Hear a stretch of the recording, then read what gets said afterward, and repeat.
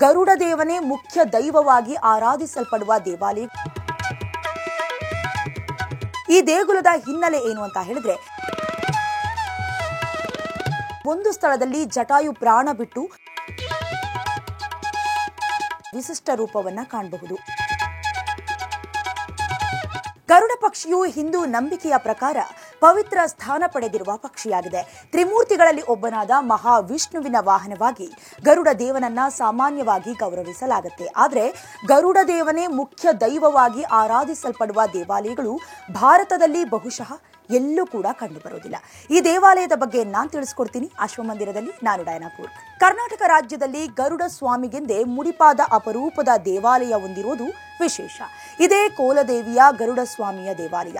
ಕೋಲಾರ ಜಿಲ್ಲೆಯ ಮುಳಬಾಗಿಲು ತಾಲೂಕಿನ ಈ ದೇವಾಲಯ ಮುಳುಬಾಗಿಲಿನಿಂದ ಸುಮಾರು 15 ಕಿಲೋಮೀಟರ್ ದೂರದಲ್ಲಿರುವ ಕುಲದೇವಿ ಎಂಬ ಕ್ಷೇತ್ರದಲ್ಲಿ ಈ ದೇವಸ್ಥಾನ ಇದ್ದು, ಮುಳಬಾಗಿಲುವಿನಿಂದ ಇಲ್ಲಿಗೆ ತೆರಳಬಹುದು. ಈ ದೇಗುಲದ ಹಿನ್ನೆಲೆ ಏನು ಅಂತ ಹೇಳಿದ್ರೆ, ದ್ವಾಪರ ಯುಗದಲ್ಲಿ ಅರ್ಜುನನೊಬ್ಬ ಬೇಟೆಯಾಡೋದಕ್ಕೆ ಕಾಡಿಗೆ ತೆರಳಿ ಬಾಣಗಳನ್ನ ಬಿಡ್ತಾ ಇದ್ದಾಗ ಅವುಗಳ ರಭಸ ಹಾಗೂ ಶಕ್ತಿಯಿಂದ ಕಾಡಲ್ಲಿ ಬೆಂಕಿ ಹತ್ತಿ ಸಾಕಷ್ಟು ಹಾವುಗಳು ಸತ್ತು ಹೋಗ್ತವೆ.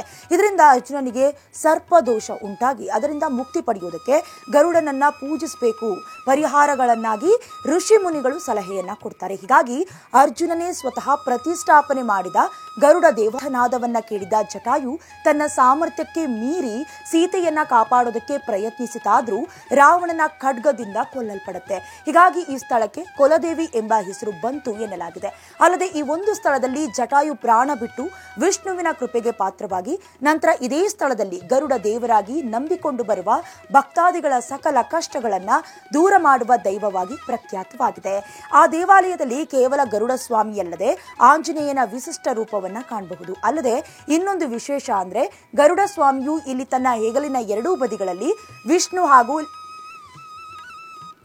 ಹಾಗೆ ಈ ದೇವಾಲಯದ ವಿಶೇಷತೆ ಏನು ಅಂದ್ರೆ, ಗರುಡ ಸ್ವಾಮಿಯು ಇಲ್ಲಿ ತನ್ನ ಎರಡೂ ಹೆಗಲುಗಳ ಬದಿಯಲ್ಲಿ ವಿಷ್ಣು ಹಾಗೂ ಲಕ್ಷ್ಮೀ ದೇವರನ್ನ ಕುಳಿಸಿಕೊಂಡು ನಿಂತಿರುವುದು. ಹೀಗಾಗಿ ವಿಷ್ಣುವಿನ ಆಶೀರ್ವಾದವು ಕೂಡ ಇಲ್ಲಿ ಸುಲಭವಾಗಿ ದೊರೆಯುತ್ತೆ ಎನ್ನುವ ಪ್ರಬಲ ನಂಬಿಕೆ ಇದೆ. ಹಾಗೆ ಇಲ್ಲಿ ಭೇಟಿ ಕೊಡುವ ಭಕ್ತರು ಕೂಡ ಇದನ್ನು ನಂಬ್ತಾರೆ. ಇದೇ ರೀತಿಯ ದೇವಾಲಯದ ಬಗ್ಗೆ ಇನ್ನಷ್ಟು ಮಾಹಿತಿಗಾಗಿ ನಮ್ಮ ಅಶ್ವಮಂದಿರ ಪೇಜ್ ಅನ್ನ ಲೈಕ್ ಮಾಡಿ, ಶೇರ್ ಮಾಡಿ, ಹಾಗೆ ಸಬ್ಸ್ಕ್ರೈಬ್ ಮಾಡಿ.